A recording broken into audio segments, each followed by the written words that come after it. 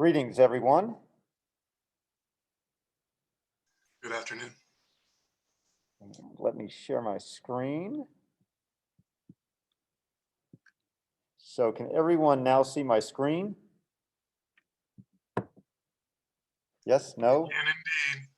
Okay, perfect.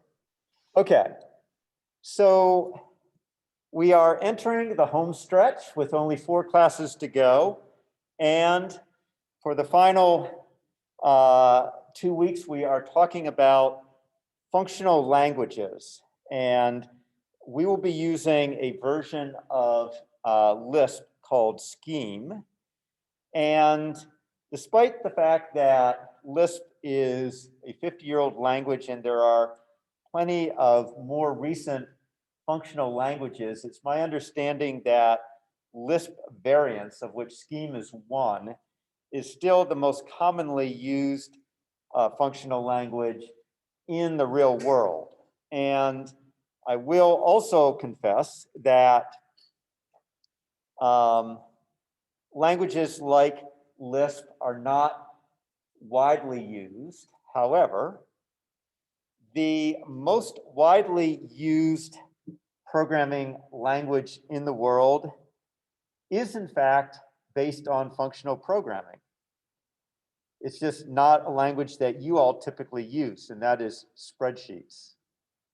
So in fact, spreadsheets, and I won't prove that contention just now, but I'll show you after we've gotten a little into functional languages why essentially spreadsheets are functional programming.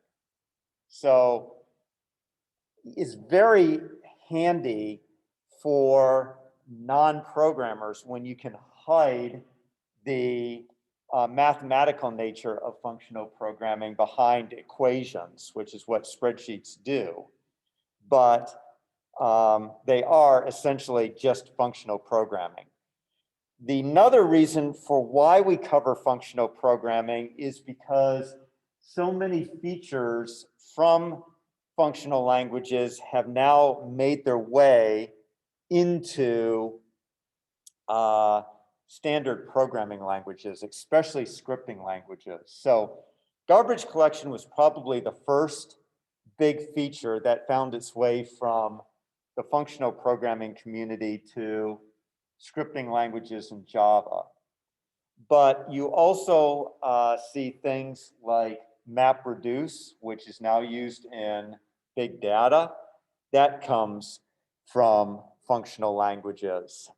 In Python, you saw the creation of anonymous Lambda functions. Those come from functional languages. And in fact, in Java, when you can create anonymous classes, that kind of idea of being able to create anonymous functions or objects on the fly, that's an idea that really comes out of the functional programming community. So although you are unlikely to do a lot of functional programming in the real world, it is worth knowing that because a lot of people, non-programmers, use spreadsheets, that functional programming is actually very widespread. And 2, that the ideas are often used in modern languages. And 3, just the mindset is different, but it may help you sometimes solve a problem that doesn't solve easily with a more procedural approach. So functional programming really is about recursion and using recursion as your control construct rather than loops. And I think a big reason it will throw many of you for a loop, well, pun not intended, is you're not comfortable yet with recursive programming. And you've got some introduction to it in 140, a bit in 302. But for the most part, you have used procedural programming using loops and if then else. And you have not had that many programs that you have had to write that involved using recursion as the primary control construct. So Pet Detective in the second programming assignment for this course forced you to use recursion. But that's another reason for looking at functional programming, is that, as I say, sometimes a problem may be more amenable to being solved using recursion. So by this 2-week study might help you feel a bit more comfortable with recursion at the end of the day. And then my choice of scheme, I'll admit, is a little bit because I know it well. When I was postdoc, I programmed in it for about 2 years, actually programmed in Common Lisp, which is another dialect of Lisp. But I do feel confident telling you that Lisp and its variants still are the most commonly used. So while I am personally most familiar with Lisp, fortunately, it is also the most commonly used language still out there. So the way we're breaking this down today is a high-level introduction to functional programming, and I'll only briefly talk about Lisp today. Then Tuesday, day 2, is when we're really going to talk about Scheme, the variant of Lisp that we'll be using, and showing you how to create more complicated programs using functional languages. Day 3, we are going to be talking about evaluation order, the order in which things get evaluated. So for example, with the logical and, you are familiar with the fact that it's really a conditional and, which means if the first part evaluates to false, the second part doesn't even get evaluated. So that's what we mean by evaluation order. And in functional languages, a lot of things can be done with like what's called lazy evaluation, not actually evaluating something until we actually need it. So we'll get into that. And finally, the last day, we get into higher order functions, map reduce, that kind of thing, some filter functions. So higher order functions. Okay, so the slides come from a book that I used to use in this course, but it's still fairly useful. So I'm going to start by talking about the historical origins of functional languages, and that requires a little bit of history. So back in the 1930s, there was a lot of interest among mathematicians about coming up with ways to construct concrete proofs, meaning there's 2 ways you can prove that something must exist. One is a constructive proof that actually shows the existence through like an algorithm. The other is a non-constructive proof, say through contradiction. I can show, for example, that in physics, maybe that a certain particle must exist by showing that if it does not exist, some contradiction happens, like the universe must be contracting, when in fact we all know it's expanding. But it may be that we have not yet developed the tools to directly observe that particle. So that would be a non-constructive proof. We can prove that the particle exists even when we cannot see it. Okay? So in the 30s, the focus was on constructive proofs, because that is, if we can construct a procedure for solving a problem, that is useful. Being able to show that a procedure must exist, but not being able to produce it isn't as helpful. So for example, I believe Dr. Langston in the late 80s with a colleague, he was able to show that a number of problems, I believe, were polynomial, that they weren't NP complete. But they used a non-constructive technique. So while people then knew that this set of problems had a polynomial solution, the techniques that Dr. Langston used did not actually provide a constructive algorithm for it. It just proved that these polynomial algorithms must exist. Okay, so in the 30s, these mathematicians, they're saying, okay, we need to develop an effective computational mechanism, and we need a way, a mathematical way, a mathematical notation for specifying these algorithms. So they came up with different things, and the leading two were Alan Turing, and you're very familiar with what he did, the Turing machine, and the notion of a tape, a paper tape with squares on it, and a read head that moves back and forth on this paper tape.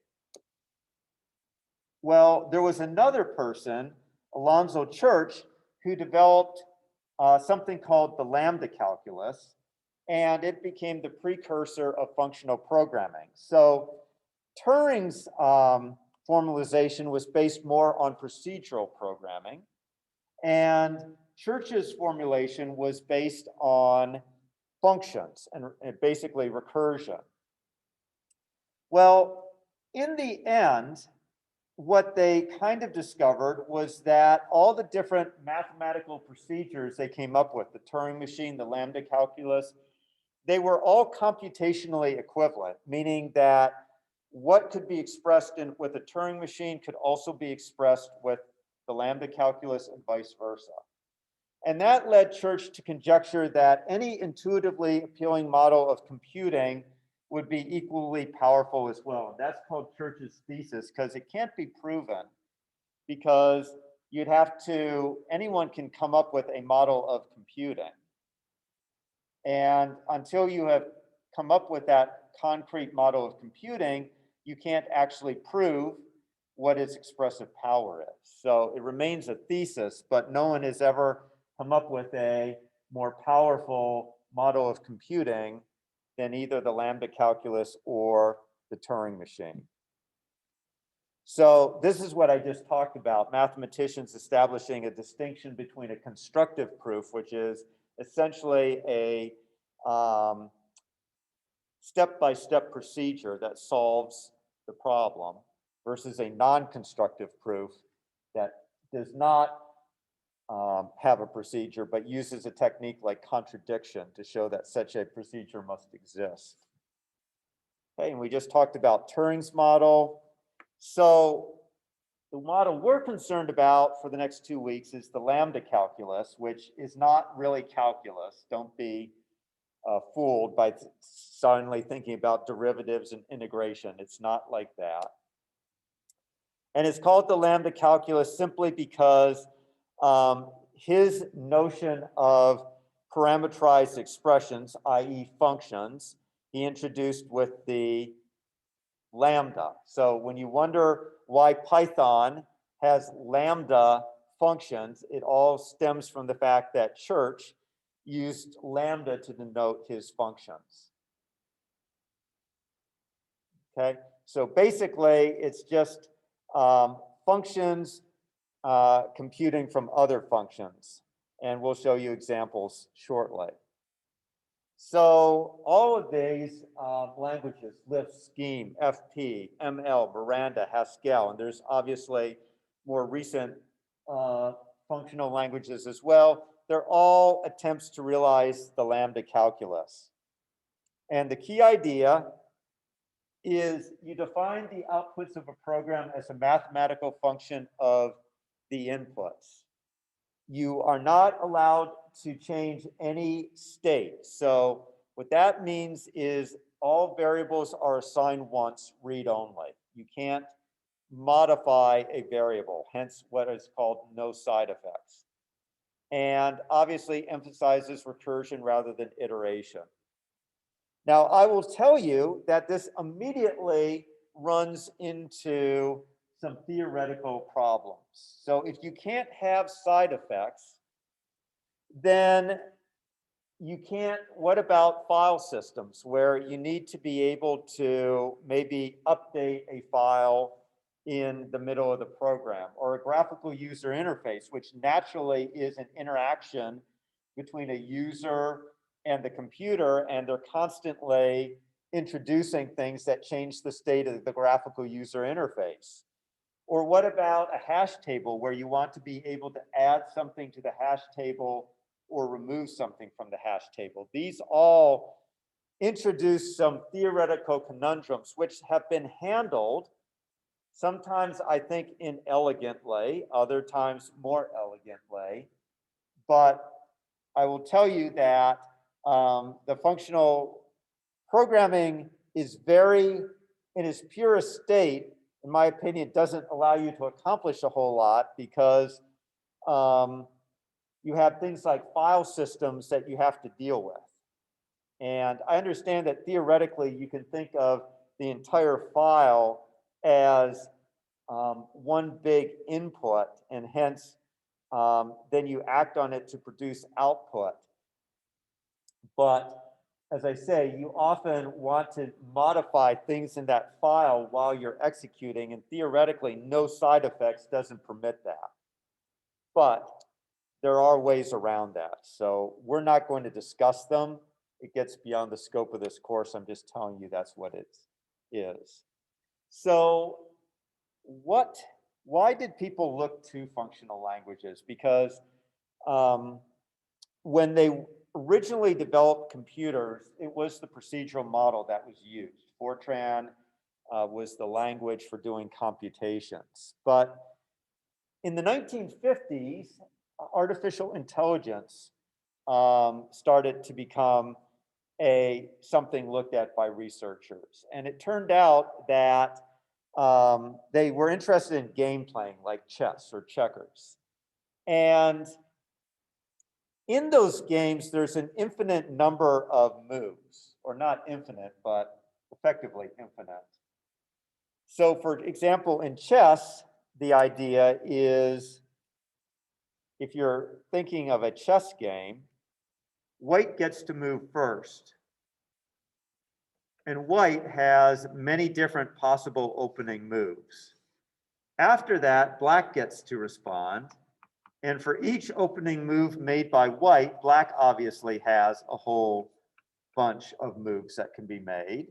And then for every move made by black, white can make moves. And so it forms a tree effectively, just like Pet Detective formed a tree. And the AI researchers were looking at ways to search this tree efficiently for the best possible moves. If this, let's say that this response by black leads to the immediate loss of a queen. Well, there's probably very little profit to be derived from further exploring this route, because the loss of a queen without adequate compensation probably means you're losing.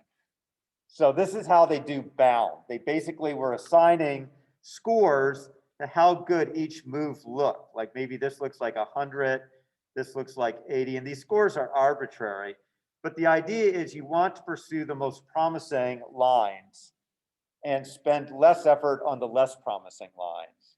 So this was called branch, because obviously all these branches here, and bound, because you start to trim based on how profitable or unprofitable a line looks. And you put more effort into pursuing this line because it looks better, but you still put some effort into that line. Well, it turned out that trees could be naturally represented using recursive lists. So, and this is naturally a recursive structure. So naturally, they wanted a language that would be able to easily support recursion, because that's what essentially they were doing. And they found that they could use lists to efficiently implement a tree-like structure, because a list, you could have the value, and then each child is its own list. of things. Hence the ultimate evolution of Lisp, which stood for List Processing Language.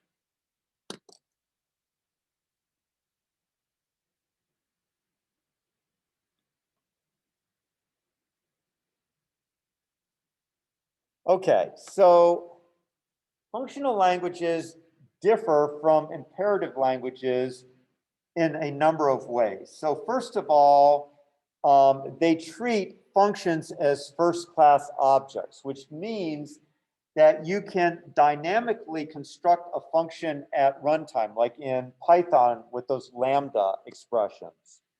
You could dynamically construct a function and return it as a value. In C and C++, you can return a function pointer, but you cannot create a new function at runtime. For example, in spreadsheet programming, the user can enter a new equation, and that is dynamically converted to a new function at runtime. Okay, you can't easily do that, well, you can't do it in C, but in functional languages, you can.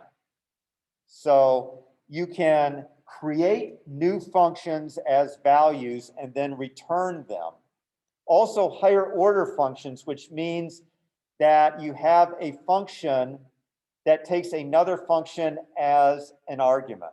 So you see that a lot in C with sorting functions, where you want to be able to implement a generic quicksort, and you take a function as an argument that's a comparison function.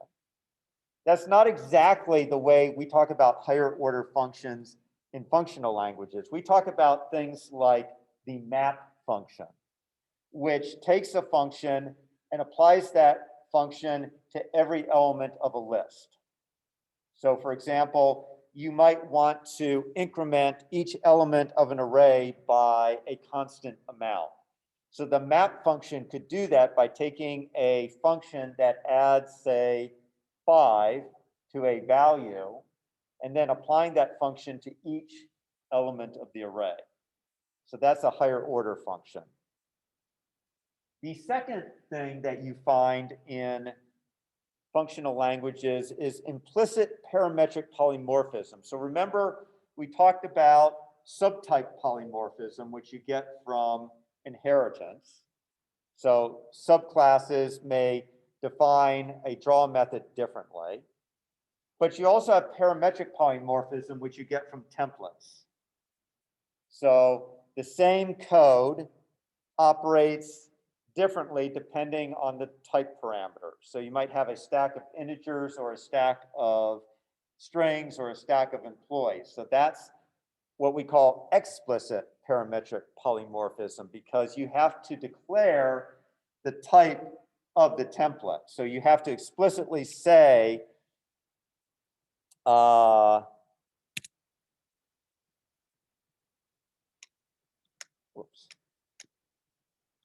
if you want a stack, you have to explicitly say something like integer. That's called explicit parametric polymorphism, because you're explicitly saying what is the type of the stack. Implicit parametric polymorphism allows you to just declare a stack like that without declaring the type. And it will work implicitly with any type that you assign to it. If this seems like scripting languages to you, in fact it is. So scripting languages also these days use implicit parametric polymorphism. So that is a feature that was adopted into scripting languages from the functional language community. Then powerful list facilities. So most functional languages are based on a notion of list and being able to easily manipulate lists. So again, you may notice a similarity with modern scripting languages, where lists and hash tables are the two primary data structures that are built into scripting languages. And that is, again, because of how useful lists have proven in both imperative programming and in functional programming. And again, we'll see how they provide powerful ways to edit these lists. Then structured function returns. So in imperative languages, there's often restrictions on what kind of structures you can return from a function. For example, C and C++ do not allow you to return an array. Okay? You can return objects, but you cannot return an array. In functional languages, anything can be returned from a function, any structure, okay, including arrays or lists or newly created functions. Then fully general aggregates. What this means is the ability to create a list in its entirety when you initialize it. Again, you can do the same thing these days in scripting languages. You can, in a scripting language, you can say something like A equals maybe 3, 6, and then another sublist, and yet another sublist.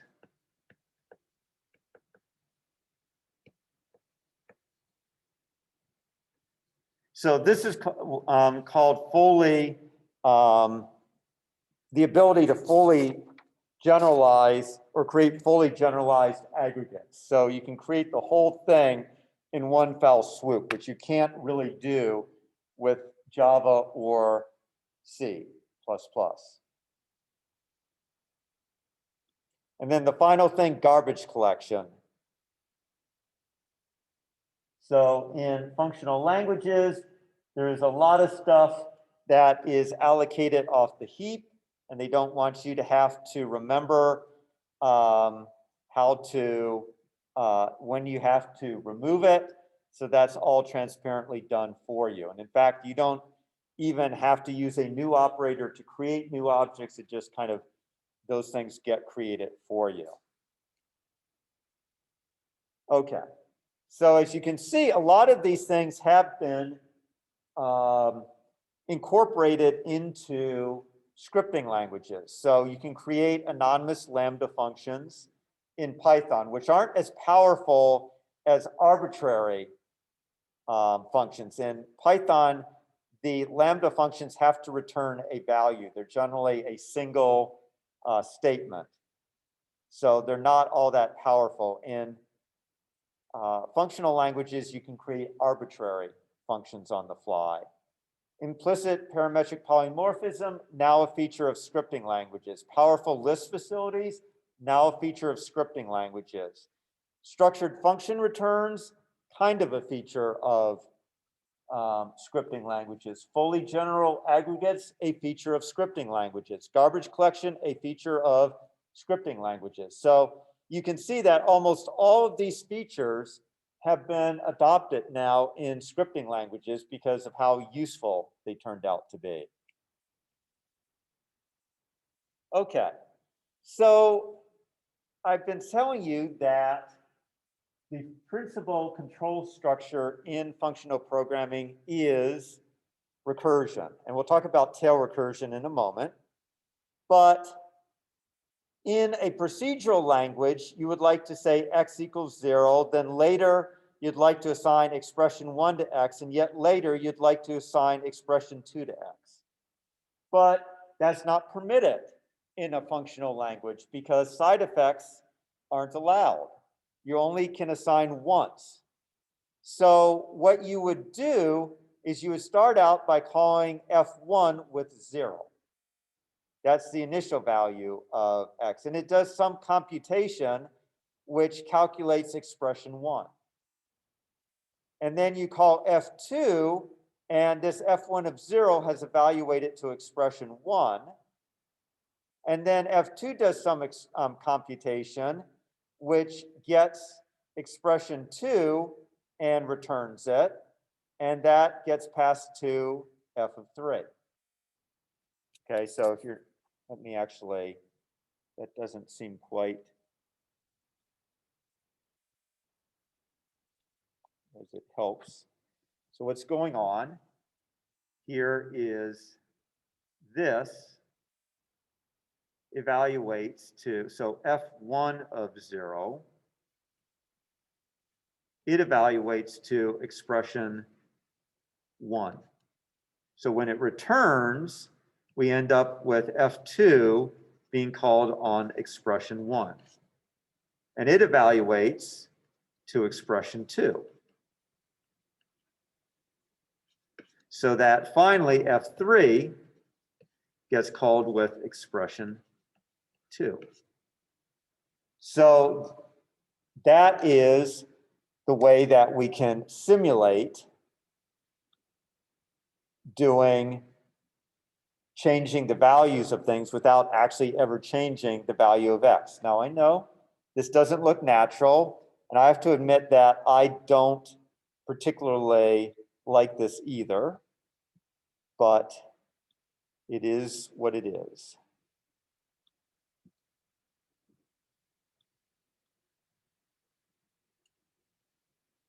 Okay. So sometimes, though, it really can be it can simplify things considerably. So here we have a program, and what we're trying to do is we are moving I from 1 up to 50 and J effectively from 100 down to 50. And so that's while I is less than J, we add the product of I and J to X. We increment I by 1 and we decrement J by 1. So I and J are moving to each other, and at 50 they converge. And we return X at the end. So a fairly verbose procedural statement. Here's the recursive statement of the same problem. So we start with the initial value of X is 0, the initial value of I is 1, initial value of J is 100. If I is less than J, then X becomes X plus I times J. I becomes I plus 1, J becomes J minus 1, and we just call F recursively. And if I is equal to J or greater than J, we return X. That's the base case. So remember, recursion always has a base case, and then it has a recursive case. So this is a much simpler statement of the problem than this is, because here, instead of 3 consecutive assignment statements, we basically just pass those 3 assignments to the next iteration or recursive version of F. I'm not asking you to be comfortable with this. I'm just showing you that it does lead to a more compact statement of the same, or compact statement of an algorithm. Okay, so there are some natural recurrences. So factorial is a natural one where you can say the 2 base cases are 0 factorial and 1 factorial, and then n factorial equals n times n minus 1 factorial. Greatest common divisor is another natural functional algorithm. So you take A and B. If A is equal to B, you return A. Otherwise, if A is greater than B, you return the greatest common denominator of A minus B and B. Else return the greatest common denominator of A and B minus A. I'm not going to prove this. I think it was Euclid, if I'm not mistaken, who developed this particular algorithm, but it's very natural. Then tree traversals and graph traversals. You learned about tree traversals in 140, graph traversals in 302. They're very handy. Recursive because trees and graphs are recursive structures. Okay, so I told you I would tell you what tail recursion is. So first of all, recursion is fairly slow because you have to call a function and add a stack frame every time you call the function, and then when the function returns, you have to pop the stack frame. And that's not very efficient, especially for various procedure bodies that are very compact, like this one or this factorial. Those are very compact function bodies. They're not doing a whole lot of computation. So the overhead of calling a function and the overhead of returning from a function is fairly considerable. So they have people who've developed compilers have come up with ways to optimize them, and it's based on tail recursion. So tail recursion occurs when a computation never follows a recursive call. So here, that is the case. So after greatest common denominator is called, it simply returns the value. There's no further computation. That's not true with factorial. After factorial returns, there's a further computation. So we say that the greatest common divisor formulation is tail recursive, but the factorial one is not tail recursive because there's computation after the recursion has occurred. Quicksort is essentially a tail recursive, but merge sort is not. So with quicksort, you partition, then you recursively sort each partition, but when it comes back, there's no more computation to be done. With merge sort, you sort each half, but then you have to merge the two together. So merge sort is not tail recursive. Okay. So what we can do with tail recursion is we don't actually create a new stack frame. We reuse the existing stack frame because we know that no further computation will be done when the function returns. So the stack frame can be reused. There's no reason. Effectively, the function is done with its computation as soon as it calls the recursion. So there's no reason to create a new stack frame. We just reuse the current stack frame and update the parameters. So here is the way that the compiler could do that with GCD, the greatest common divisor. So if A is greater than B, it simply sets A to be A minus B, and then it goes to start. Okay? Else B equals B minus A, go to start. You're saying, wait a minute, Brad, this is not functional. This is procedural. You just said it's not allowed to have side effects. Didn't claim that the interpreter couldn't have side effects, only that your program could not have side effects. But functional languages, in fact, the interpreters for them convert those functional programs often into more procedural versions.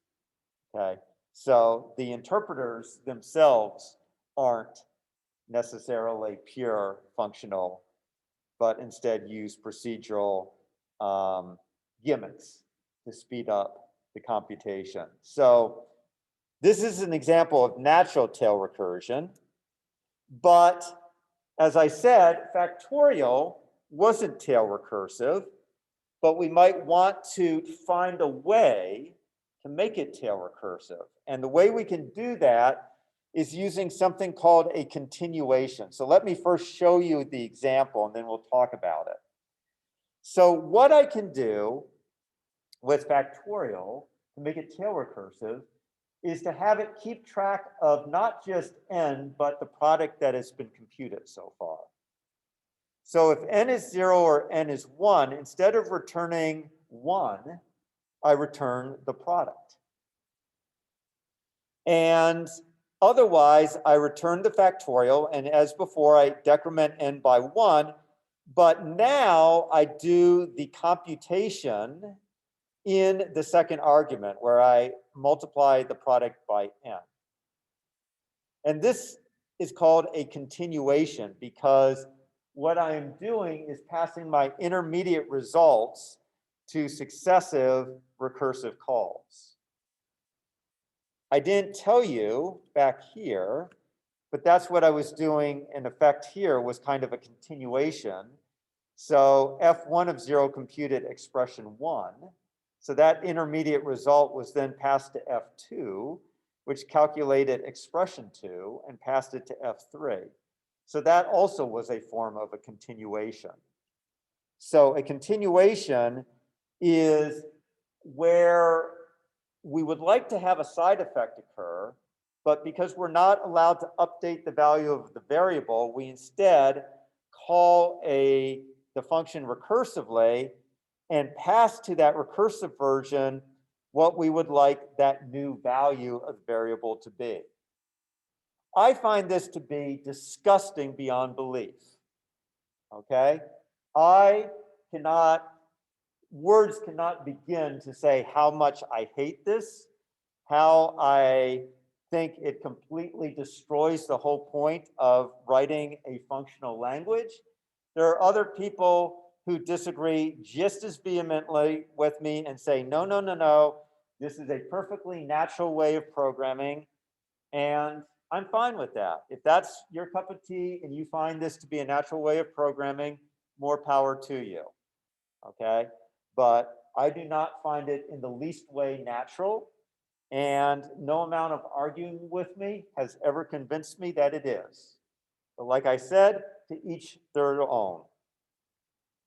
This does make factorial into a tail recursive function. You'll notice it returns the result, and therefore, by explicitly thinking about how to make it more efficient, I have been able to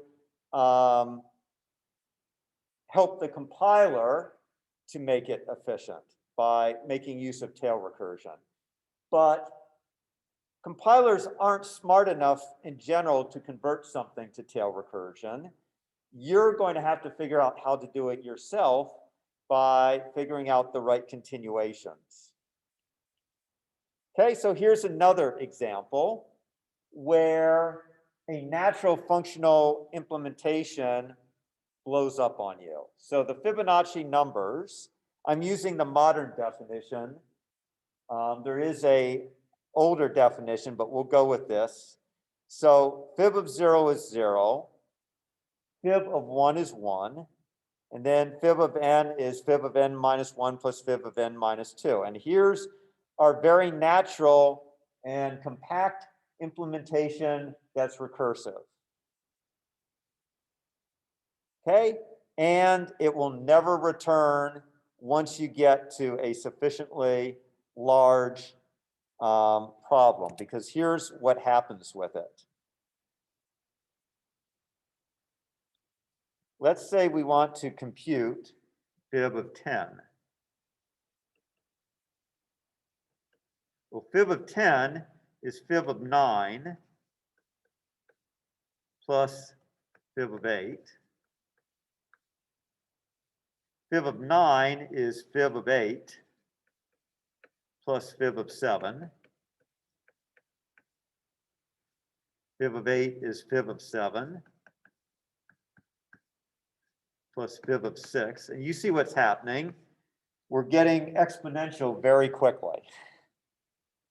Okay, roughly speaking, we're probably going to have, based on what we're seeing here, probably about 2 to the 10th invocations of that fib function. So it's effectively, while it looked beautiful, it's effectively an exponential algorithm. And we all know that no matter how fast you make your computers, once you get up to around 2 to the 50th power or something, you can kiss bye-bye to ever seeing your program return. Okay, so that doesn't work too well in its natural form. But we all know there is an efficient C implementation for it. So we assign F1, 0, F2, 1. Then we just keep computing the next Fibonacci number as F1 plus F2, assign F2 to 1, and assign the next Fibonacci number to F2. And it's very efficient. It's linear.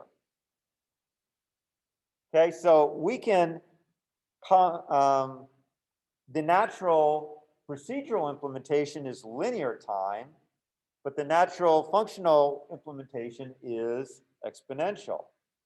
So we can take this, however, as our inspiration to create an efficient functional implementation. So here it is. First of all, we are allowed to use nested functions in a functional language. You can't do this in C or C++ or Java, but you can do it in a functional language. In fact, you can do it in most scripting languages now too. You can create nested functions. So we're going to create a helper function, which has F1, F2, and the current value I, which is how far we've gotten. This is like our loop subscript, okay? So if I is equal to n, we return whatever is F2. So F2 is keeping track of our Fibonacci thing. Notice here in our efficient C implementation, F2 also keeping track of it. I was our loop variable. Okay, so here, if I is n, we return F2. Otherwise, we return fib helper, so F1 became equal to F2, hence there. F2 became equal to F1 plus F2, hence right there. And I gets incremented by 1. And this is super efficient because we are now order n. And it's tail recursive. Not only that, it's tail recursive. And then after we've defined the function, we return fib helper starting with the value of F1 is 0, F2 is 1, and I starts at 0.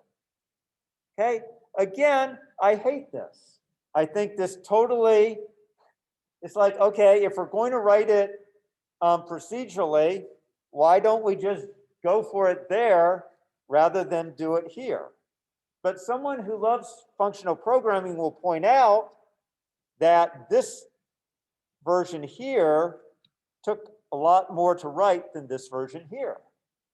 And they like the fact that this is more compact and they think it's easier to see what's going on. Okay, so again, to each their own. But again, what we're using here are continuations. F2, F1 plus F2, and I plus 1. Those are continuations.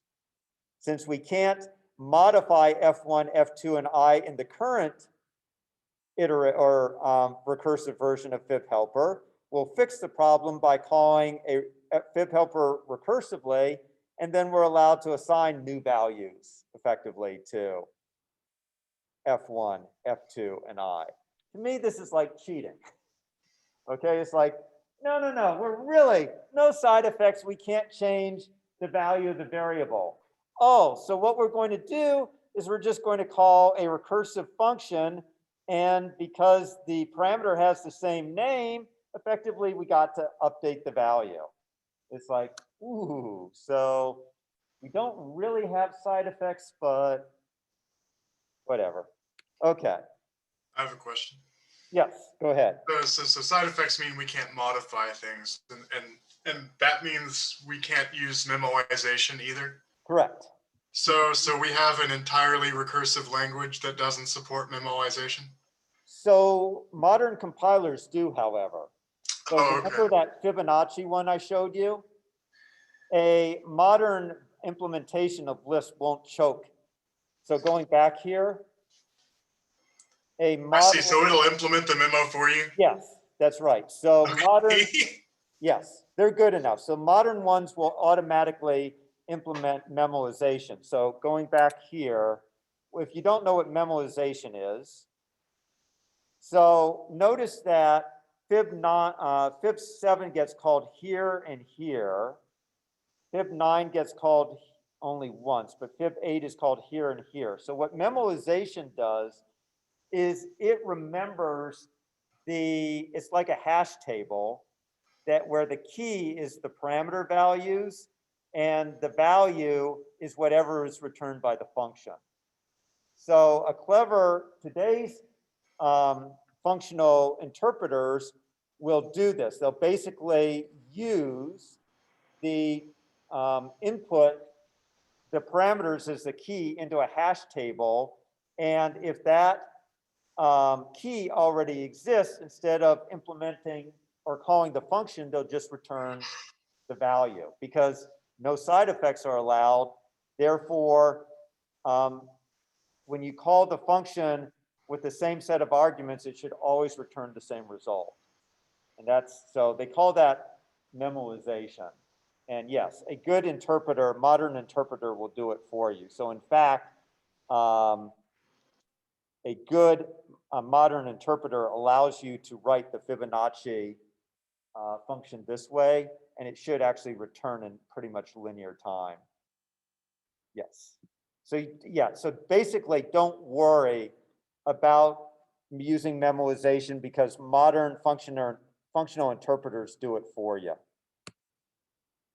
Okay, so we are going to be using Lisp in this course, so it has a couple other nice features that are not actually available in other functional languages. So if you can avoid tripping over this word, which I do, homoiconicity.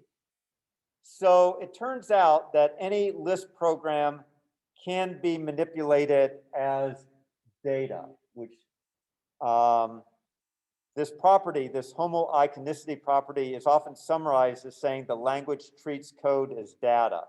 So what that means, you'll see when we get to Lisp, that the fundamental data structure in Lisp is a list. So like 3, 6, 8 is a list.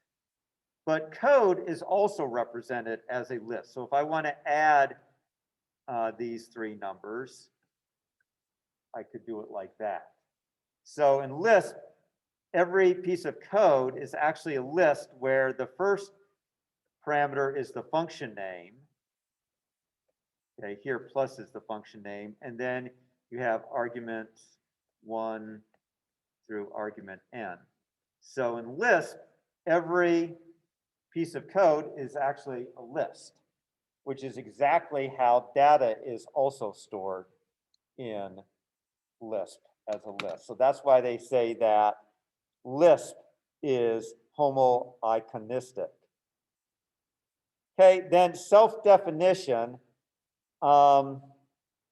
It turns out that with just a relatively few primitive functions, you can write the Lisp interpreter in Lisp. That's what self-definition means, is you can write the interpreter in the language itself. And you only have to have a few primitives in Lisp that deal with manipulating lists in order to make that happen. So Lisp interpreters can actually be written in Lisp, which is kind of neat. Again, this is not a feature of most functional languages. And finally, it has a read, evaluate, print loop, which is just like most modern scripting languages, like Python also has a read, evaluate, print loop. You type in something to the interpreter, it evaluates it, and it prints it. So it reads the command, evaluates it, prints the result. Read, evaluate, print. Almost all existing scripting languages follow the same read, evaluate, print idiom. Okay, so there are many variants of Lisp. So again, we're going to cover Lisp in this course, and we're going to use Scheme, which these days is probably the most common variant of Lisp. Dr. Henley covered, I believe, Racket last year. That's a variation of Scheme. The kind of standard definition for Lisp these days is Common Lisp. but is very verbose and so cluttered up with stuff that it's rarely used. Emacs, for those of you who use Emacs, Emacs is macro facility, essentially uses a version of Lisp. Here's some other, so the pure original version of Lisp. At any rate, we'll be using Scheme, which is a variation on Common Lisp. Okay, so while pure Lisp is purely functional, most other Lisps have imperative features, including Scheme, and I won't let you use them because I want to force you to write purely functional programs. So I won't even go over what the how to do things procedurally in functional languages. So all early lists were dynamically scoped. This turned out to be an accident. So you're not sure what scoping, what we mean by that. Let's say that I have a function. Let's say I have a equals 10 as a global variable. And let's say that I have main a equals 20. And now I call foo. And foo prints a.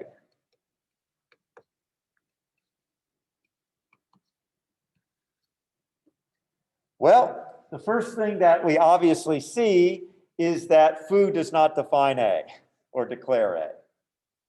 So all modern languages are statically scoped. So all modern languages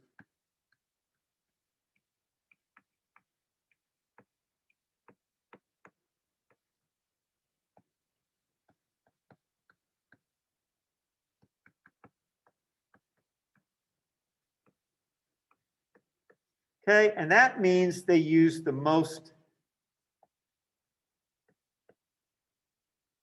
closest enclosing declaration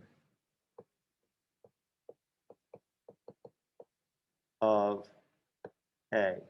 So in this case, a is not declared in foo. So it is, this is running in C, it will print 10 because it immediately goes to the global namespace.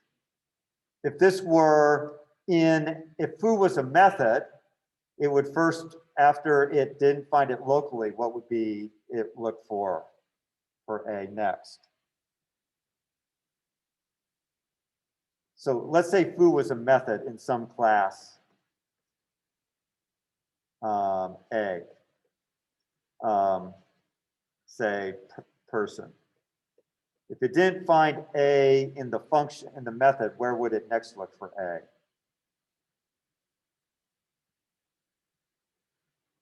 In the class? Very good. It would look for it as an instance variable. So the next place it would look for it would be in the class as an instance variable. If it didn't find it in the class, it goes to global scope. So you're looking at it in terms of the static structure of the program. So that's why it's called static scoping. Dynamic scoping doesn't work that way. Dynamic scoping looks at the stack. So dynamic scoping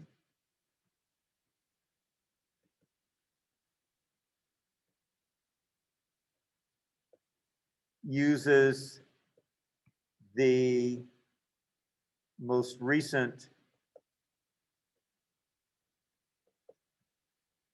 version of A on the stack.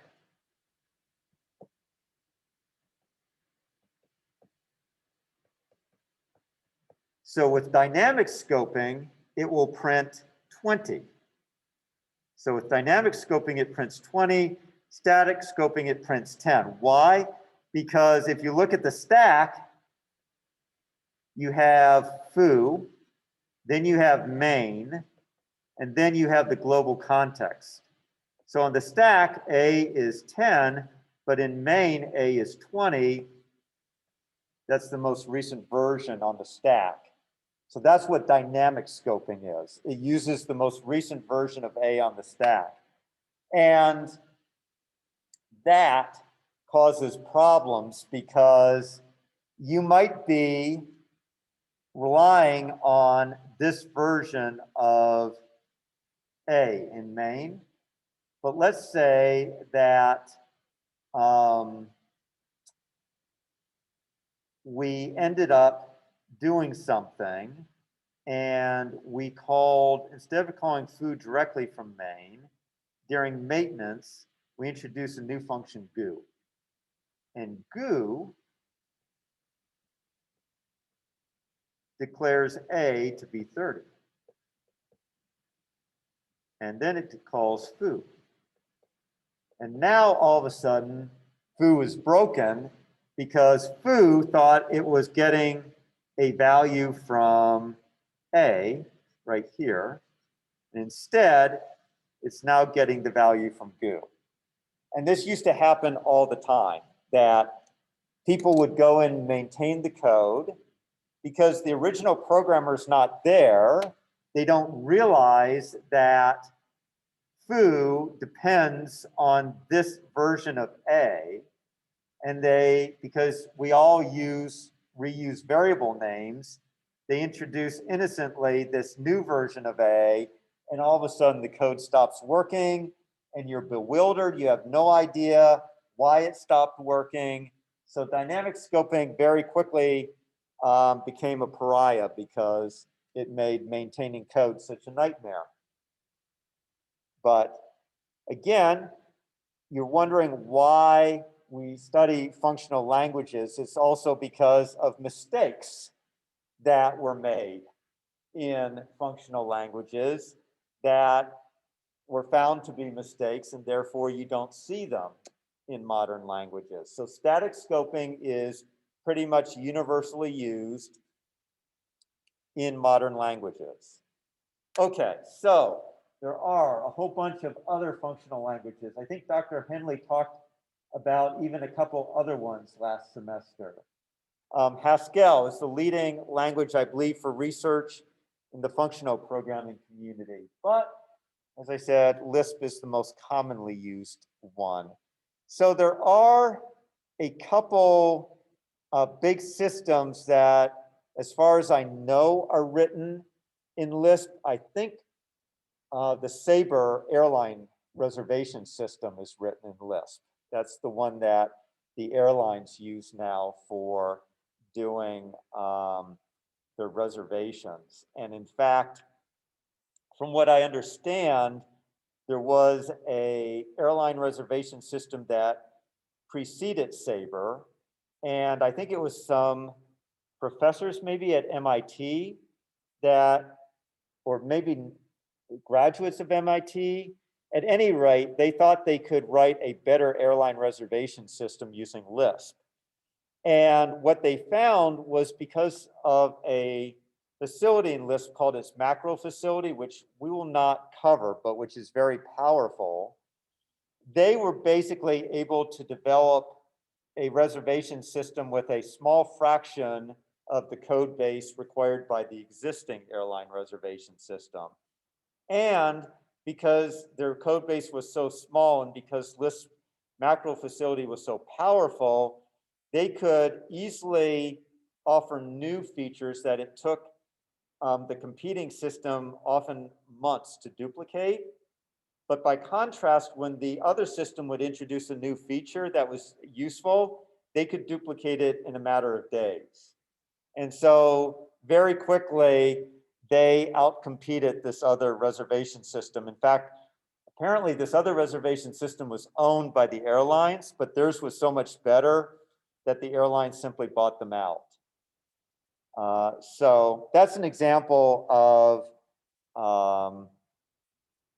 where Lisp really worked out well. I think the original version of Yahoo Stores was also written in Lisp, if I'm not mistaken. And again, I read a book once about the great programmers, and one of them, I think, was the person who wrote Yahoo Stores, and he was talking about why developing in Lisp was such a competitive advantage for him.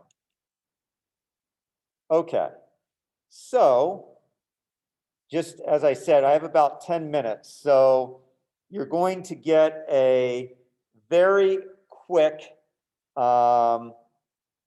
high-level introduction to the language scheme. So on our computers, we are actually running a version of Scheme called Gambit, which you invoke using GBI. This is on our computers. Whoops, I thought it was GBI. Let me look at my notes. It's in my notes. GSI. So that brings you to a command line interpreter. Now, you're going to have to get used to prefix notation. Every command starts with every expression starts with the operator first, rather than infix notation. But it's nice because I can add up as many things as I want.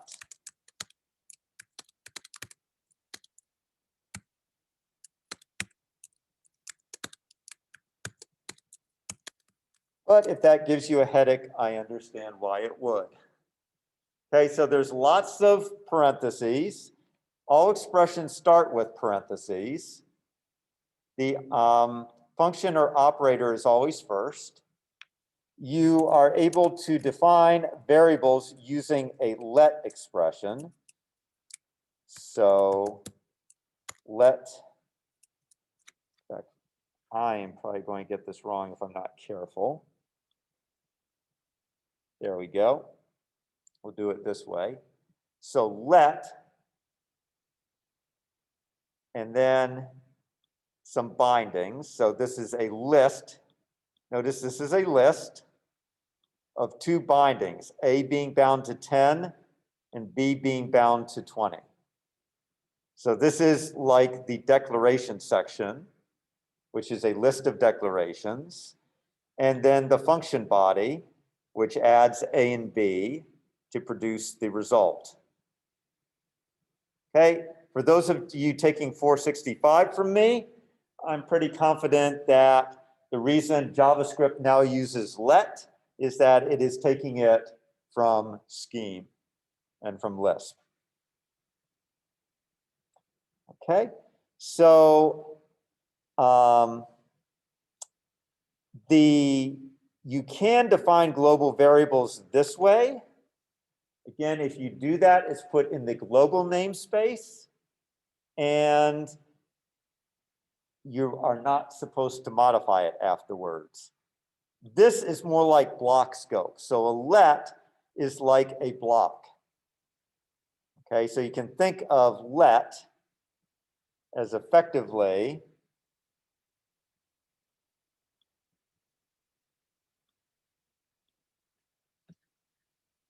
being a block where you have some declarations.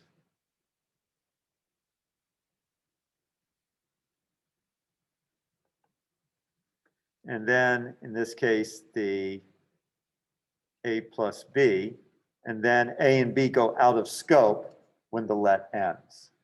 Okay, so effectively, the let statement is a list of one or more variable declarations.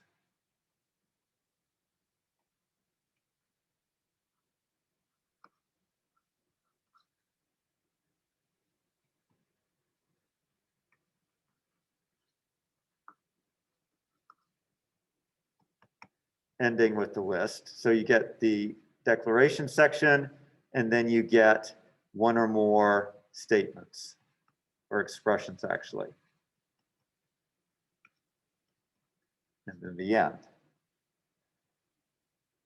So it is, you just have to remember to balance all these parentheses, because that is going to be the bane of your existence. So for example, this is a very easy thing to do. Let A be 10, B be 20, add A and B, error in the console, ill form, special form, let.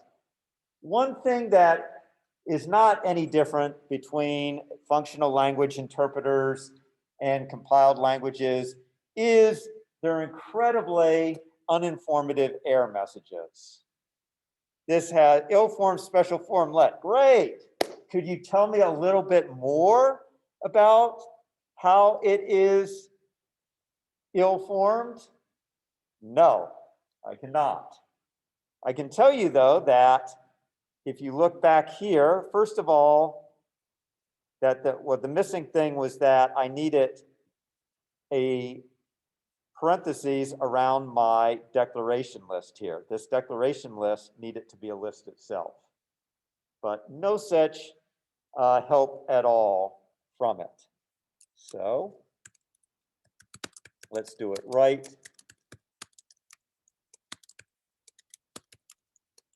And I get 30.